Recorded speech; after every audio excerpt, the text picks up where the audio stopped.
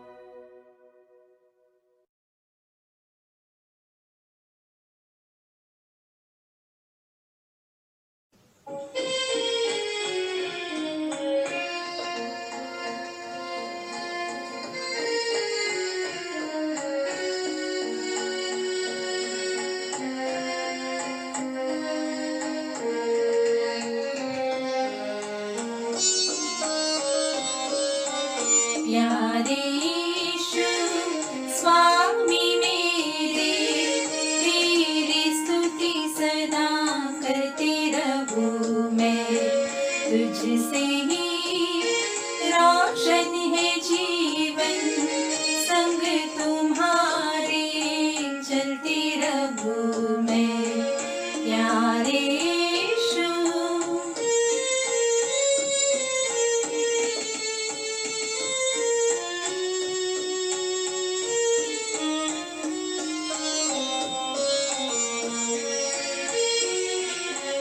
मिलानंद जीवन तेरी कृपा से, साथ तेरा तन के संग मन हो जैसे।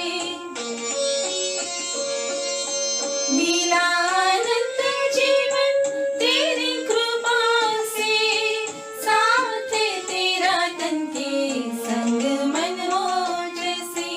तेरी तारीफ करूं मैं कैसे, तेरे ही गीत गाते रहूं मैं।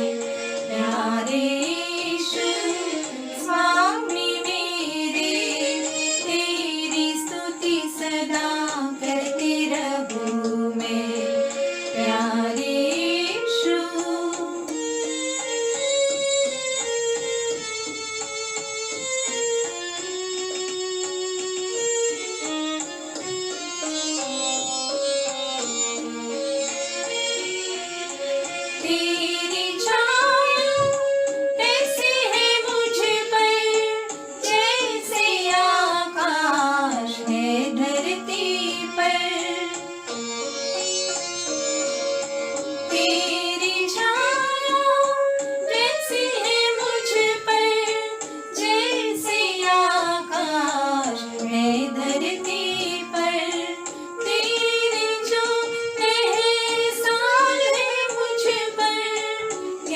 तुझसे उनकी विनती करूं मैं। प्यारे यीशु स्वामी मेरे, तेरी स्तुति सदा करती रहूं मैं। तुझसे ही रोशन है जीवन, संग तुम्हारे चलती रहूं मैं। प्यारे यीशु स्वामी मेरे, तेरी स्तुति सदा करती रहूं मैं। प्यारे यीशु।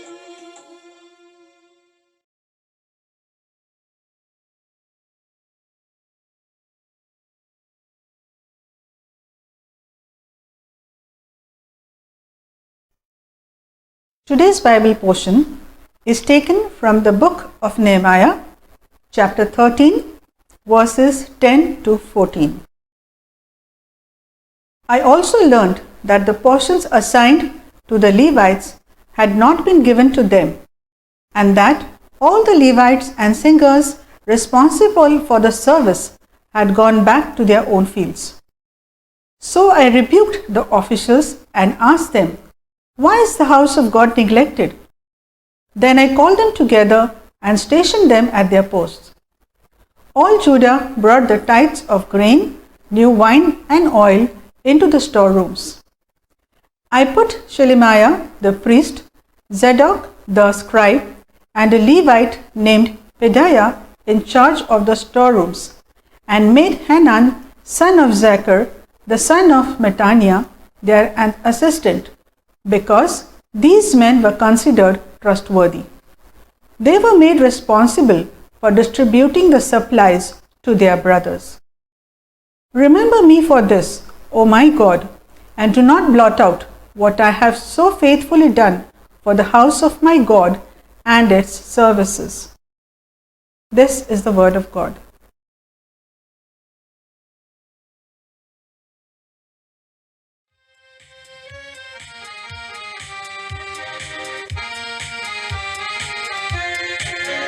शुभकामना शुभकामना, संजय और मिशन को शुभकामना।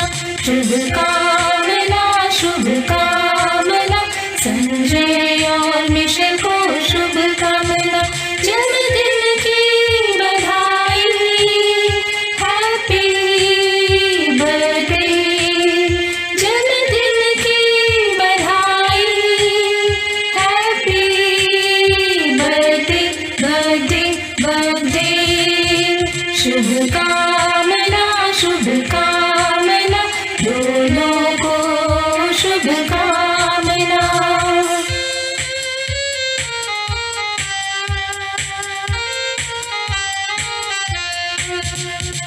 जीवन की खुशियाँ प्यार की लड़ियाँ बनी रहे सदा।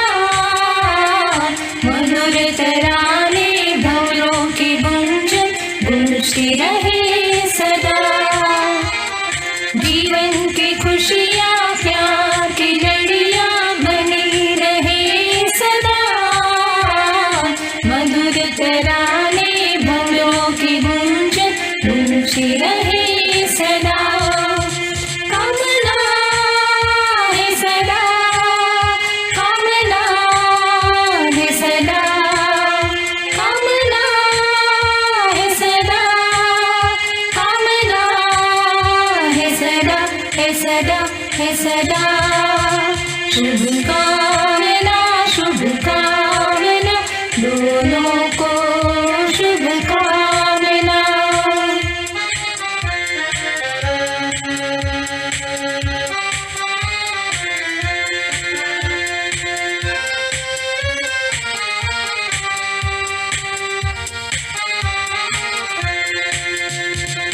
प्रभु की आशीष दया की बारिश बहती रहे सदा।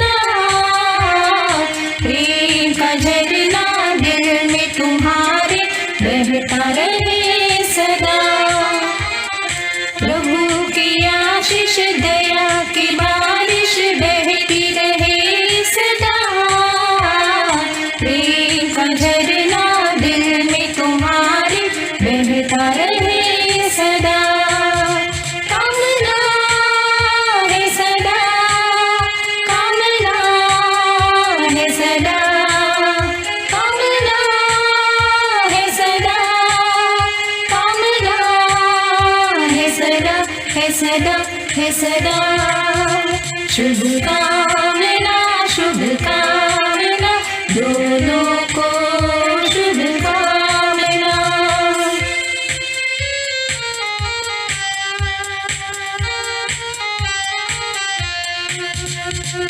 नए साल में नए जोश में रहे इरादा तुम्हारा सेवा करोगे प्यारे प्रभु की होगा तुम्हारा ये वादा नए साल में नए जोश में रहे इरादा तुम्हारा सेवा करोगे प्यारे प्रभु की होगा तुम्हारा ये वादा कामना है सदा कामना है सदा कामना है सदा कामना है सदा है सदा है सदा शुभकामना शुभकामना दोनों को शुभकामना शुभकामना शुभकामना दोनों को शुभकामना शुभकामना शुभकामना दोनों को शुभकामना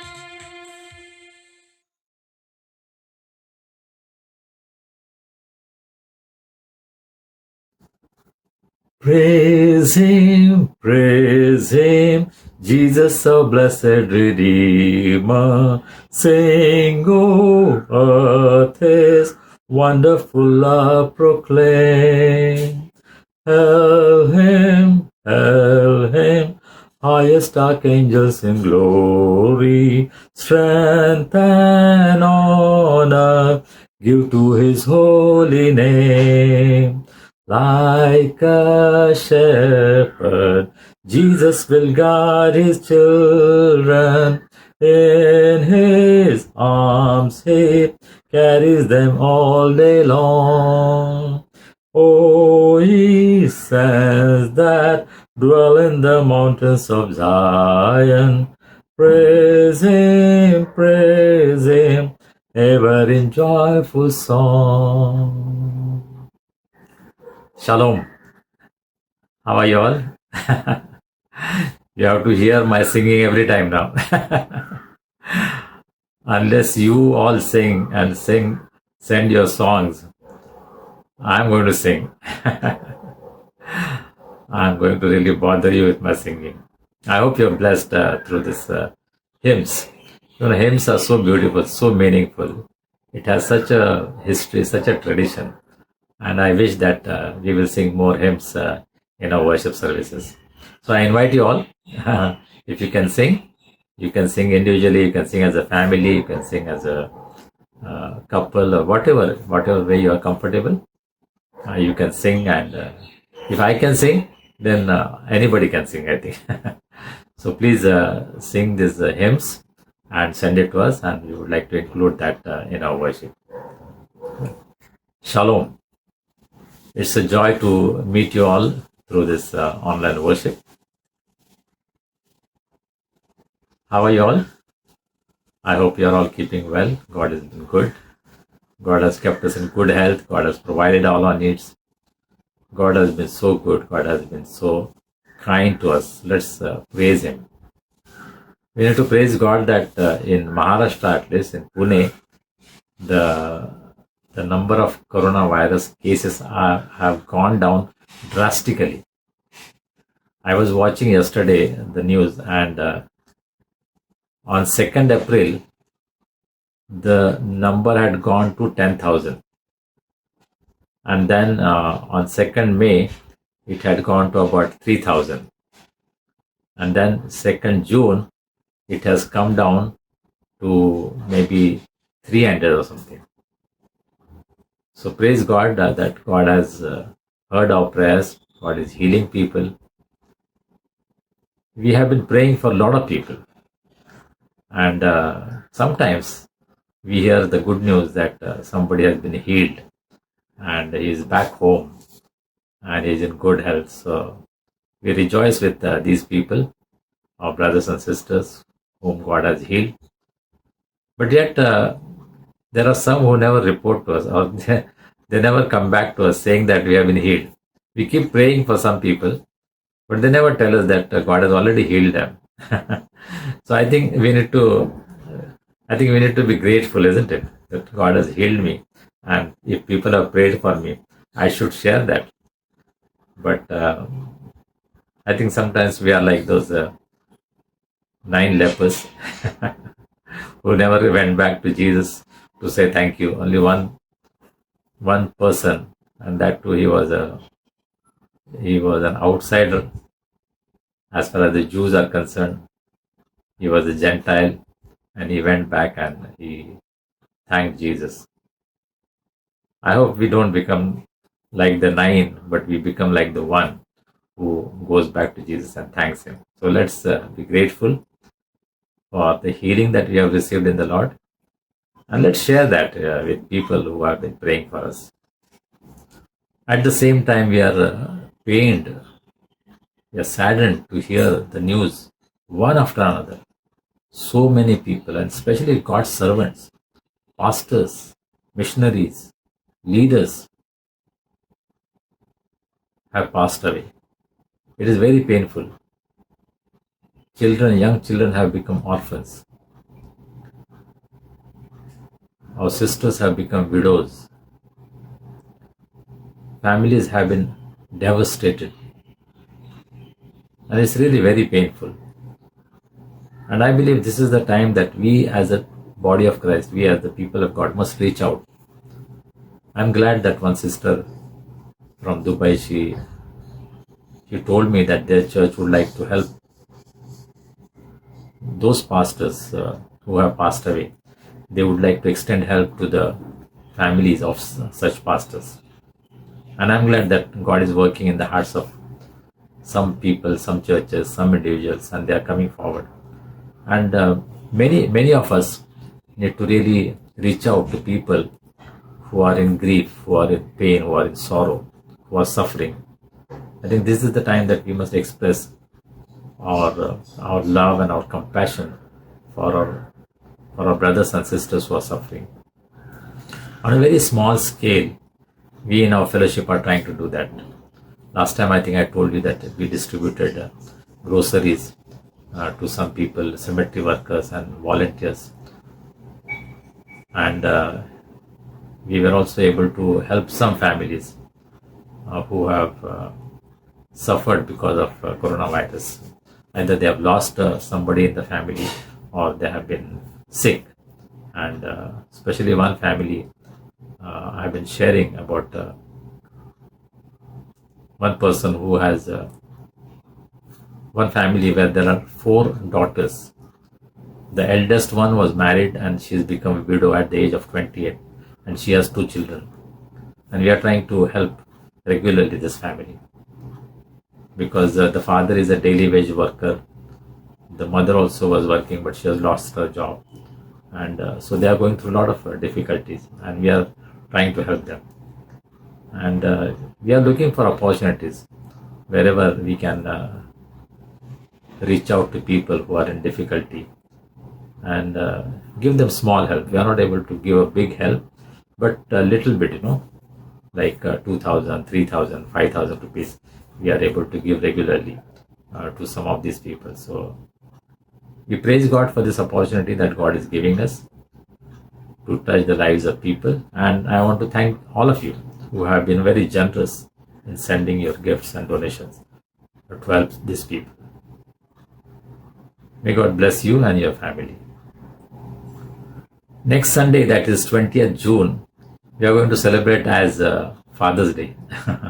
So we will have a special service, we will have a special guest to share the word, and we want to have something very special. So I invite you all, if you have something that you would like to present, either a song or a small skit or testimony or whatever way that you want to get involved in this Father's Day special service, please write to us, please let us know. We are very grateful that many of you are taking part in our worship by way of reading the scripture, by praying, by singing, And we look forward to your cooperation in the days to come. We hope that many of you will come forward and help us in our worship by singing, by reading the word, by praying, and so on. I'm grateful to our friends who have taken part this Sunday. Sister Mary John, who has read the scriptures for us. And then in Marathi, Brother Sanjeev Hiwale, he read the scriptures. And Reverend Samuel Sandekar, he led in the intercessory prayer.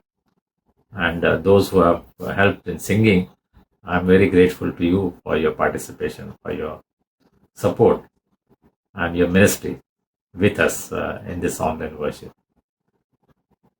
And I pray that God will bless each one of you.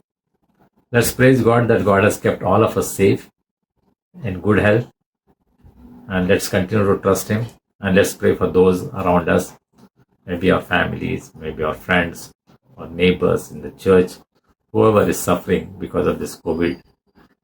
Let's pray for them. Let's continue to uphold them in our prayers. Every evening we have a time of prayer. Every evening in our fellowship, we have assigned 7 o'clock as a time of prayer. And we pray in our own homes, all of us, we are not coming together even on Zoom, but every day we are praying and we choose a topic. Every day there is one topic that we choose and we focus on that and we pray for that particular. Like we pray for children, we pray for women, we pray for hospital staff, doctors and nurses, or police department, something like that. Every day we decide that we will pray for some people, some needs. And you can send your prayer request. We will pray for that. And on Saturdays, we have a Zoom prayer meeting where some of us come together, we share the word, we sing songs, and we spend time in prayer together. So please remember this and please join whenever it is possible. I think most of you know that we have been studying the book of Nehemiah and we have come to the last chapter, 13th chapter of book of Nehemiah. And we'll be finishing this maybe this month or beginning of next month. And I would request you to please let us know if you are interested in studying any particular book. If you have some suggestion that this is the book that we would like to study, please let us know. And then we will hear from all the people. And then by the end of this month, maybe we will be able to make a decision. I won't promise that whatever book you say, we will choose, but let us depend on God, the Holy Spirit. Let's pray that Holy Spirit will lead us and guide us into the right book, just as the book of Nehemiah. We will study as per the guidance of the Holy Spirit. And every time I share the word, it is my prayer, God, the Holy Spirit will take control. It is His word and it is His people, and God, the Holy Spirit must minister to us through His word. That is my prayer every time. It is not Sanjay Gaikwad who is speaking. No, it is God, the Holy Spirit, who must speak to us. And then we will be blessed. Then we will be edified. Then we will be able to grow in the Lord.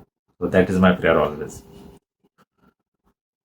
Now we have seen earlier that the walls of Jerusalem have been completed. And they have had a grand celebration. Hundreds of people walked on that wall, marching towards the temple. The choir, the priests, the Levites, the singers, everybody, they are marching, singing joyfully, and they have entered the temple. And then they are standing there and they are listening to the word of God. That's what we found in the beginning of this 13th chapter. The book of Moses was read to them. And then, according to what is instructed in the book of Moses, they are trying to follow it. That the foreigners should not be involved in the worship of the Lord. That was the rule. As Moses had instructed them in the book of Deuteronomy, in the book of Exodus, they are taking actions not to include the unbelievers, those who are not worshipping Yahweh, to be part of that worship. And that principle still stands. Though it is not exactly the same. The principle that believers come to worship, not unbelievers. Yes, they can definitely come and observe, they can witness, but they cannot necessarily take part in the worship. Now, that is what we have seen earlier. But then Nehemiah goes back to Shushan, to Babylon, to report to the king after 12 years of his service, his ministry as a governor in Israel, in Jerusalem. He is going back, reporting back to the king, and then he spends some time, and again he takes leave. Again he has come back. But while he is away, there is a problem. See, the leader is gone and a problem has come up. A room in the temple has been given to one of the enemies of the people of Israel, Tobiah, who was a strong opponent of Nehemiah and the people of Israel. He was discouraging the people of Israel while they were building the wall. And yet, one of the priests invites him right into the temple, gives him a place to stay, which was assigned for offerings and for other material that was to be kept in that room. See, this priest makes a mistake. He is allowing encroachment of somebody who is not of the same faith, who is opposing the work of God. And that is what is happening in the church today, isn't it? We are allowing people who don't belong into the body of Christ. They are troublemakers. They are destroying the work of the Lord. They are damaging the work of the Lord. And see, such people sometimes get prominence in the body of Christ in the church. And that is a very sad picture. And when Nehemiah comes back, he takes a stern action. He throws things out from that room, that belongings of Tobiah, he simply throws out. He doesn't hurt Tobiah, but the thing that he has brought in, he throws out. And that is what Jesus did, isn't it? When he cleansed the temple, he threw out the things that were not necessary there, that were not supposed to be there, that were not required to be in the temple. And same thing Nehemiah is doing.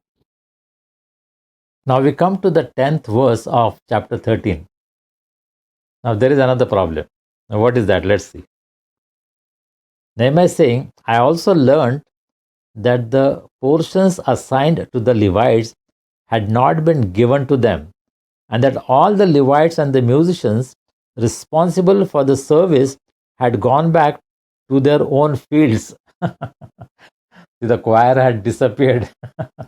They were paid members of the choir, but they were not getting their honorarium. They were not getting their support, so they ran away. They left the temple. Very sad picture, isn't it? Because the Levites, the servants of God who are serving in the temple, the singers who are singing the praises of God, they were not provided for. They were not taken care of. And so they had left. Isn't this happening in our churches today? Many a times the servants of God are neglected. Nobody cares for them. Nobody inquires whether they have had a good meal, how their family is, whether they are going through any difficulties, any problems. People don't care. And so some people leave the ministry, they go back.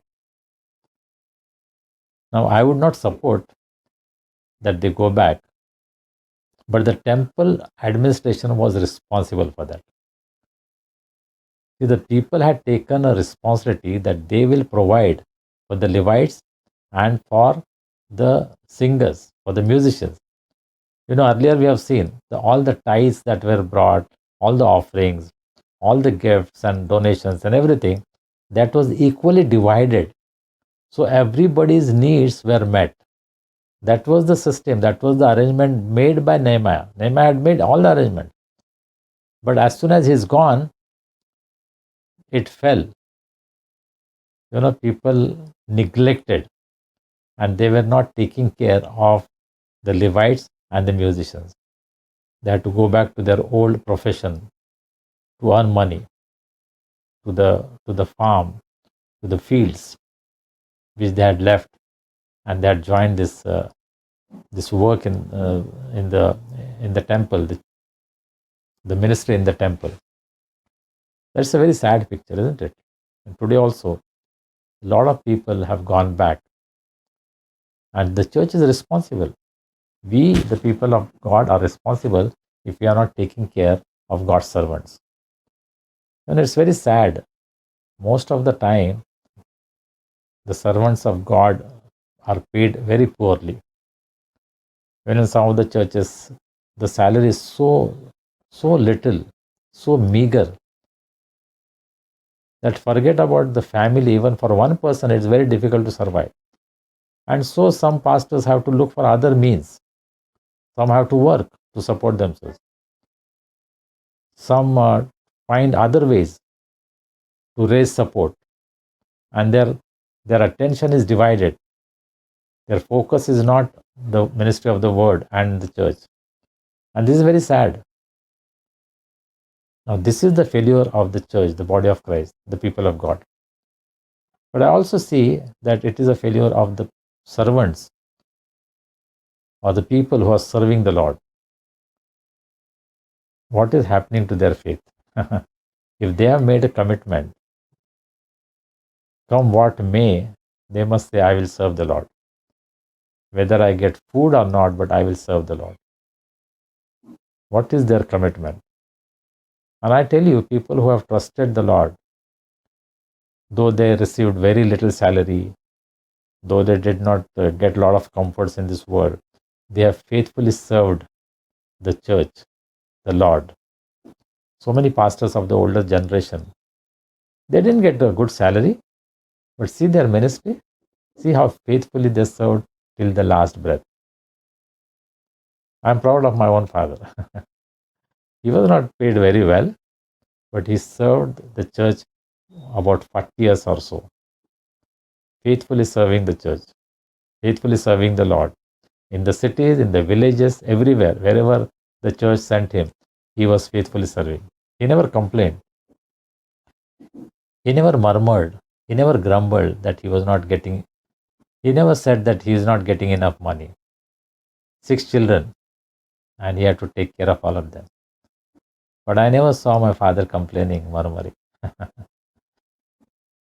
He had a very good job.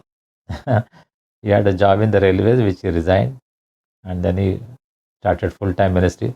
But he never went back. He never looked back. Till the end of his life, he continuously served the Lord very faithfully, very sincerely. And we have such examples in our midst, isn't it? I'm sure in your family also, you have seen people. A lot of people have pastors in their family, and they have seen their life, how faithfully they are serving the Lord.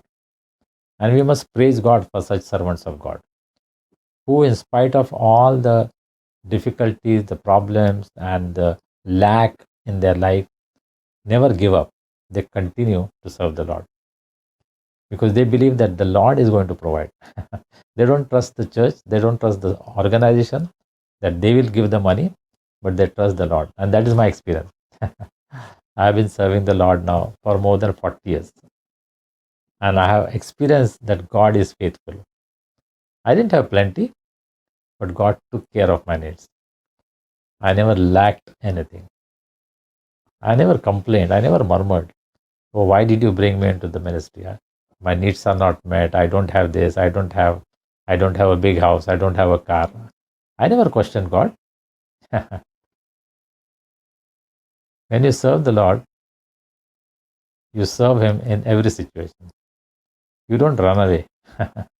You don't go back to your own old profession and say, oh, I want to earn enough money and serve the Lord. You don't trust the Lord. You must trust the Lord to provide all your needs. God is faithful. God will take care of His people. And that is the testimony of hundreds of pastors and God's servants I have seen in the world. Those who have faithfully served in spite of financial difficulties. They remained faithful and God used them mightily. God wants to use you. Are you willing to trust Him?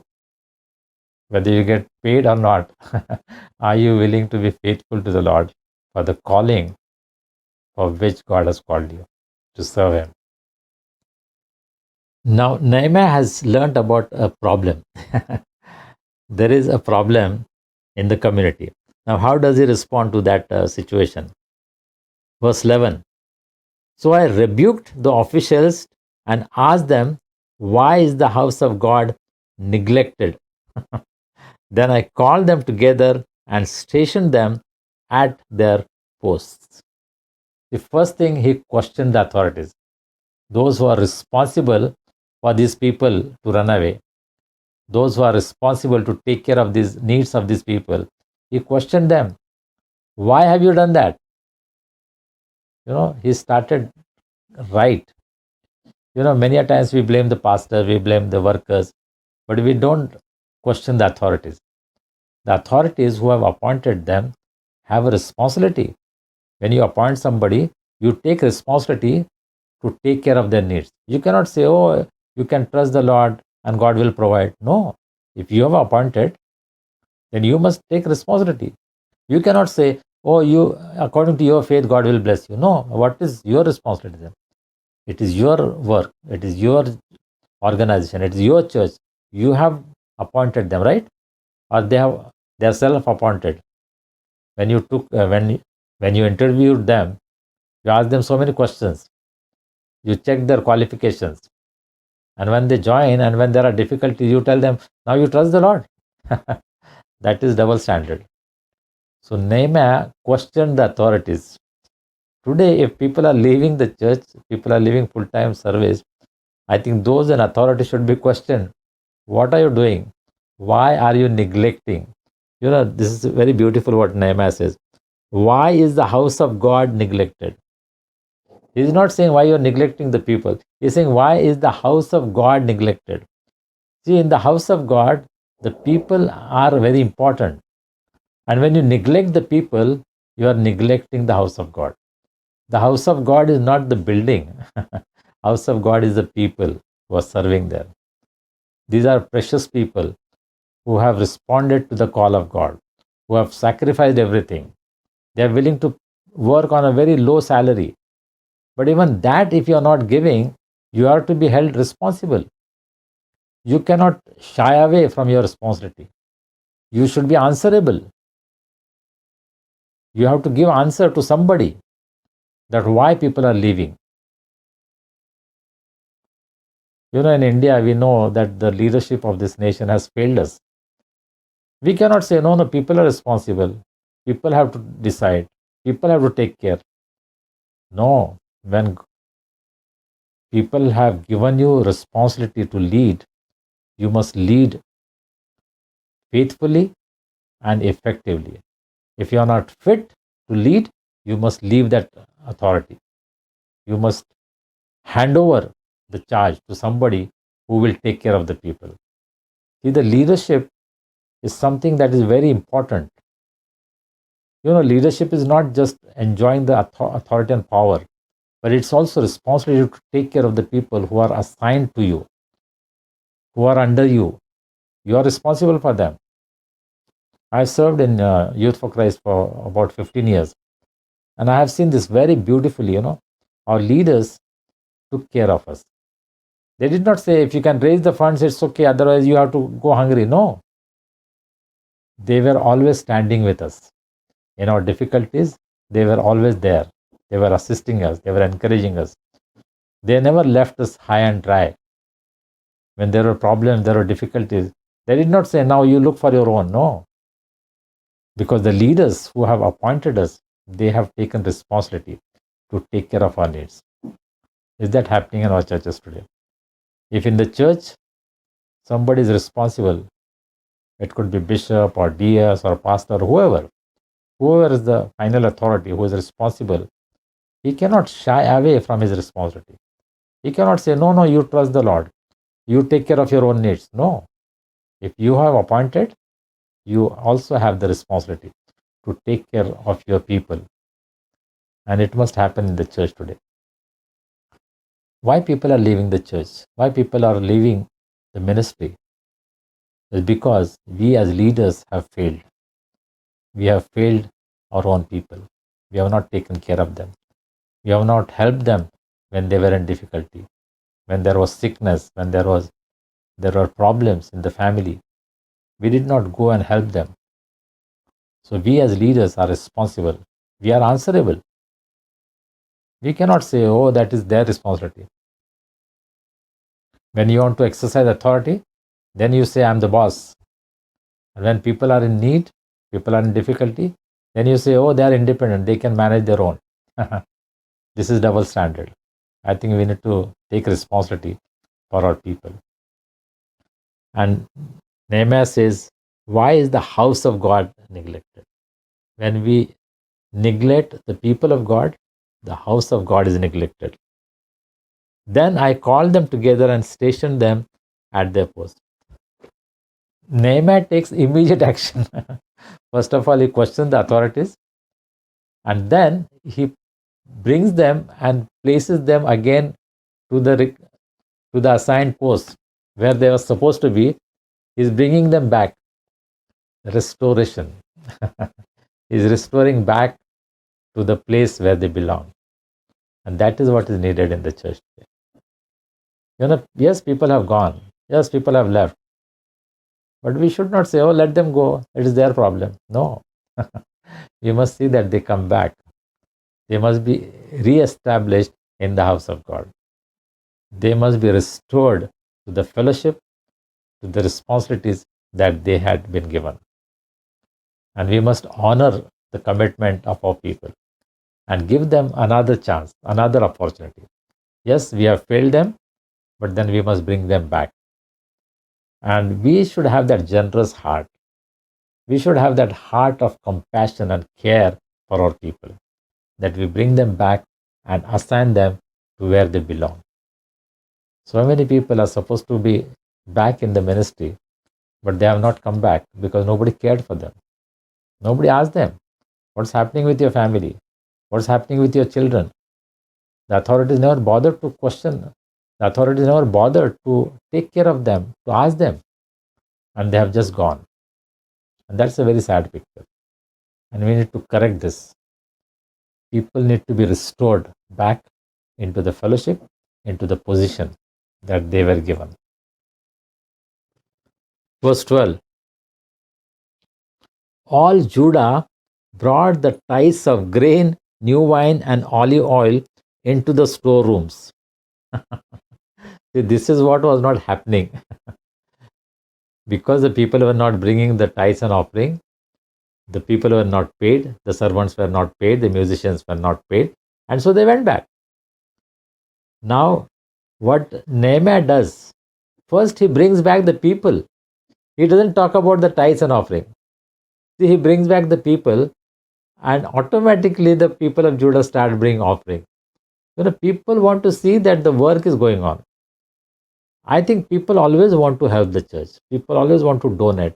I've seen that in my fellowship also. So many people want to give offerings. So many people want to give donations. But they want to see that it is used for the work, for the glory of God, for the purpose for what it was given. And I'm happy some of our friends, they asked me whether that money that was given was used for that same purpose for which it was given. And that's the right thing, right attitude. We must see that the money that we give in the house of God for the work of God is going for the purpose for which it is given. Not the court cases, not the fighting, not for the painting and decoration of the church. No, it should go to evangelism. It should go for the work of evangelism. It should go for the people who are in need, the orphans, the widows. Sometimes we go once in a year, we go and visit an orphanage and we, pat ourselves and we say, we have done a great ministry. That is very little that we are doing. Our focus should be that. Our ministry should be the orphans and widows, the poor people. That is what Jesus expects us to do. Not have our get-togethers and our big celebrations and have fun, which is good. I'm not saying it is bad. But our focus should be the ministry of God's word, work of evangelism, helping the poor, the needy, the widows and orphans. What is happening in our churches? If you see the budget of our church, where is the money going? Majority of the money is going to the pastor's, sometimes the pastor's salary and maintenance of the church, which is okay. But also we need to consider how much is given for the poor and the needy. That is the ministry of the church. How much is going for evangelism? Check your church budget. How much money is allotted for evangelism? We live to preach the gospel, and we are not doing that because there is no budget. There is no budget allotted for evangelism. We take it for granted. We think that what is preached in the church is evangelism. No, it is not evangelism. You are only taking care of your sheep. Evangelism is going out, outside the church, reaching out to people in the world, telling them the gospel. Do we have a program? Do we have a program to reach out to the people? We don't have a program even for the people who come to the church. I've seen so many people from other faith, they come to the church, but there is no program. Nobody even visits them. I have seen myself. I met so many people of other faith, and I have seen that nobody wishes them, nobody talks to them. Our churches have become like a club. Only those we know, we go and meet, we have fun, we are enjoying the time of fellowship. We say it's fellowship, and then people who are coming from outside, from other faith, nobody bothers to even inquire. Nobody bothers to ask them, who is this? Where is he come from? I've had so many testimonies. The recent one is I'm counseling one person whom I called to one church, and then I gave him the New Testament, and he's reading the Bible every day now, and he's discussing with me the Bible. But he said, I've gone to so many churches, but nobody gave me the Bible. Nobody even talks to me. That is the testimony of a person who is from outside. What is happening in our churches? What is our program? What is our budget? Where is our money going? How much we are spending on programs? Do we have the priority that the gospel should be preached? The church preaching is not gospel preaching. It is a Bible study. It is taking care of the sheep. That is not evangelism. Evangelism is going out. Or evangelism is ministering to the people from other faith who are coming and visiting your church. I was in a church and I met one couple, Bengali couple, and I started meeting them and I started having Bible study, prayer with them. And after 3 years of my ministry, they came to know the Lord. They took baptism and now they are elders in a church in Mumbai. We need to look out for opportunities where to minister. What Nehemiah did? He appointed the people back, and then people realized, oh, there is so much work going on in the temple, so we must support. When they saw the work, they started supporting. And today that's happening. Wherever there is a work of God going, people are coming forward to support. You don't even have to ask. People will themselves come forward. They want to help. I see normally all the believers, the Christians, they have that heart of giving. They want to give, but they also want to see that that money is used for the purpose for which it was given, that it is bringing glory and honor to the name of the Lord, that it is used to share the word of God, to take care of the needs of the people. That is the purpose why people want to give gifts to the church, not for the court cases, not for your fights, not for your decorations and celebrations. Yeah, people are willing to give, but I think the priority is that it should be used for the work of God, for the glory of God. Is that happening in your church, in your assembly? All Judah, all the people brought tithes of grain and new wine and olive into the storeroom. Yes, people want to do that. Let them see the work that you are doing and people will give. People are very generous, I have seen. People want to give for the work of the Lord. You have to tell them, stop now. People are willing to contribute because they want to see the work of the Lord growing. the word of God spreading. They want to see God's word spreading and they want to give. Are you doing the work of God? Are you using the money that is given in the church as offerings for the purpose for which it was given? We need to check. Nehemiah does something very beautiful. Verse 13. I put Shelemiah the priest, Zadok the scribe, and a Levite named Pedaiah in charge of the storerooms, and made Hanan, son of Zakur, the son of Mattaniah, their assistant, because they were considered trustworthy. They were made responsible for distributing the supplies to their fellow Levites. See, Nehemiah is very wise. He chose 4 people. Who are those 4 people? One is a priest, second is a scribe, third is a Levite, and the fourth is a musician. See, it took people from all the sections among the congregation, from all the sections he took people. He took the priests, he took the Levites, he took the scribes, he took the musicians. These are the people who were affected because of the offerings, because they were not paid. And so he made them responsible. They are the ones who were suffering, and he gave them responsibility because they would know how to make the best use of the resources that are available in the temple. Nehemiah has been very wise, very prudent.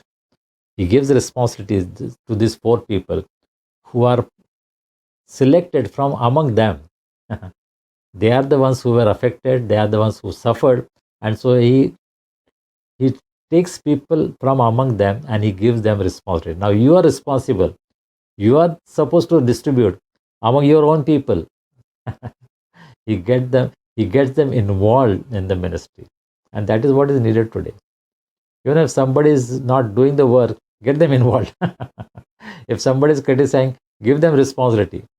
That is how we have to get people involved in the ministry of the Lord.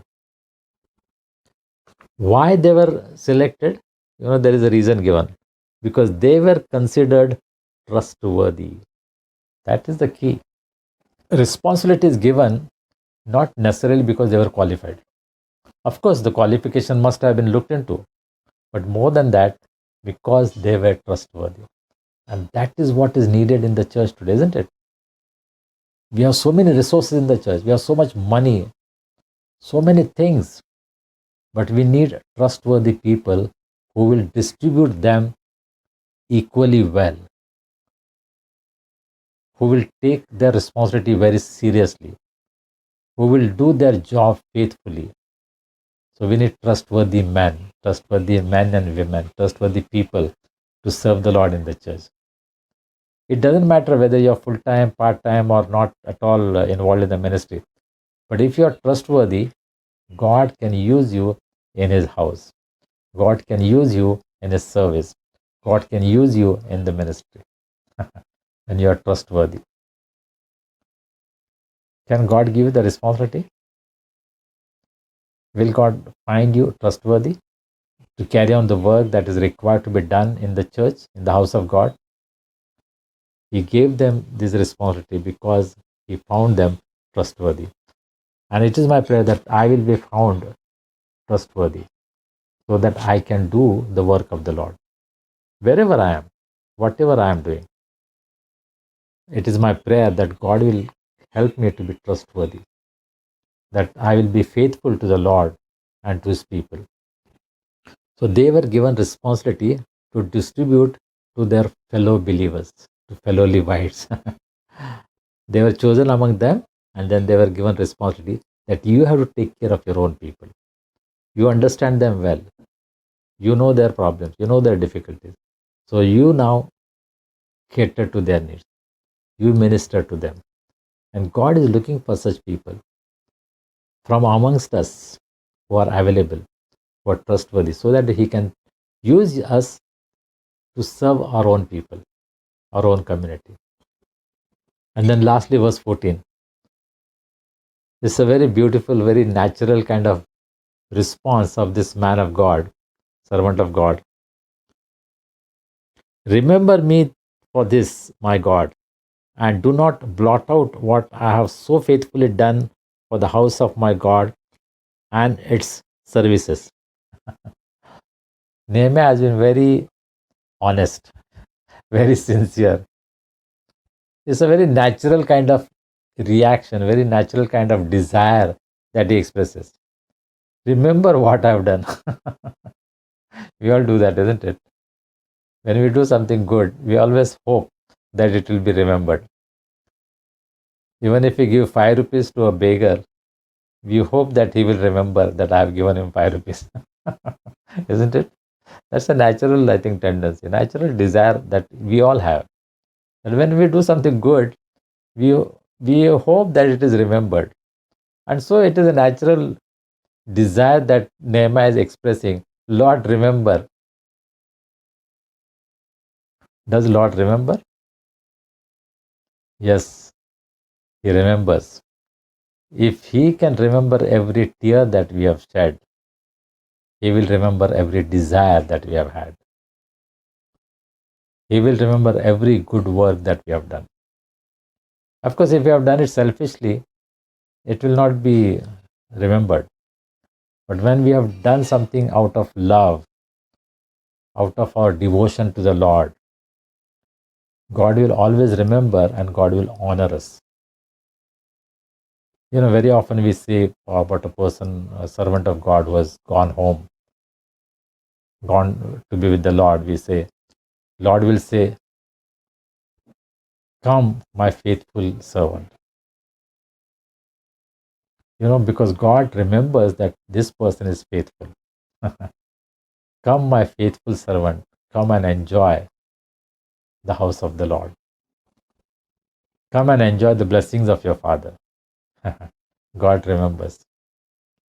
Even if the whole world forgets, God will remember what you have done in His name. If you give a glass of water to the thirsty person in the name of Jesus, it will not be forgotten. There is a blessing in store for us. What does it mean that there is a blessing? That means God remembers. God not only remembers, God rewards. Nehemiah just expressed a desire that God will remember. But God not only remembered, He rewarded him. How He rewarded him? Not only for his own generation, but for all the generations to come. God said, you will be remembered. Your life will be recorded in the Bible. In the holy book, the book of Nehemiah is included. And the whole world remembers what Nehemiah has done. Isn't it beautiful? Nehemiah made a very simple request. God, remember me. God said, not only me, the whole world will remember. Wherever the gospel is preached, you will be remembered. Just like Jesus promised to the woman who anointed him with the alabaster jar, with the perfume, she anointed him. And Jesus said, this will be preached all over, wherever the gospel is preached. See, that woman, her act is remembered. And whatever you and I do in the name of the Lord will be remembered. Not only remembered, it will be rewarded. So don't lose heart. Anything good you are doing, never get discouraged. The person that you are doing that to may forget, but God will remember. God will always remember the good that you have done, and He will reward you. We don't do that so that we will get reward. No, that is not our intention. But when we do it out of love, out of our respect and honor to the Lord, God remembers and God rewards it. God bless you all. Shall we pray together? God, our loving Heavenly Father, we thank you for this day. Thank you for bringing us all together in your name to worship you, to praise you, to thank you, and to listen to your word. Thank you, Lord, for the lesson that we have learned from the life of Nehemiah. Thank you for this wonderful servant of yours who was totally committed to you. And there's so much that we can learn from him, Lord. Help us, Lord, to not only remember, but to implement what we learn in our everyday life. Help us, Lord, to do everything in your name for your glory. And we know that the reward is always waiting for us, that you not only remember, but you also reward us. Help us, Lord, to have that faith. Help us, Lord, to be trustworthy people, trustworthy servants who will serve you faithfully. Continue to be with us, Lord. Keep us in good health, protect us, guide us. Help us to minister to people who are in need. Lord, we pray for those who have lost their dear ones in the family, that you will comfort them, you will give them your peace. We pray, O Lord, that you will take care of their needs. We pray for those who are sick and suffering. Lord, that you will stretch out your hand of healing and touch them and heal them. Make them whole again. Restore their health back to them, Lord. Give them your strength. We thank you for those who have been healed. We have been praying for a lot of people and you have healed them, Lord. We thank you and praise you. Pray that they will continue to praise you, worship you, and serve you. We thank you, Lord, for the doctors, nurses, the police, and all those who are helping us in our everyday life, providing our needs. We pray that you will bless them, you will take care of them, you will keep them safe. We pray for those who are celebrating their birthdays, wedding anniversaries, special occasions, that you will bless them, provide for them, keep them safe, and let them experience your rich blessings this year in spite of the pandemic. Guide them, Lord. Be with us during this next week. Bring us back again to worship you, to praise you, and to thank you. We submit ourselves, Lord, into your hands. Lead us and guide us. For we pray this prayer in Jesus' precious name. Amen. Let's say the Lord's Prayer. Our Father, who art in heaven, hallowed be thy name. Thy kingdom come. Thy will be done in earth as it is in heaven. Give us this day our daily bread. Forgive us our trespasses, as we forgive those who trespass against us. Lead us not into temptation, but deliver us from evil. For thine is the kingdom, the power, and the glory, forever and ever. Amen. And now the grace of our Lord Jesus Christ, the love of God, and the fellowship of the Holy Spirit rest and abide with each one of us, our families, and all God's people everywhere, both now and forever. Amen.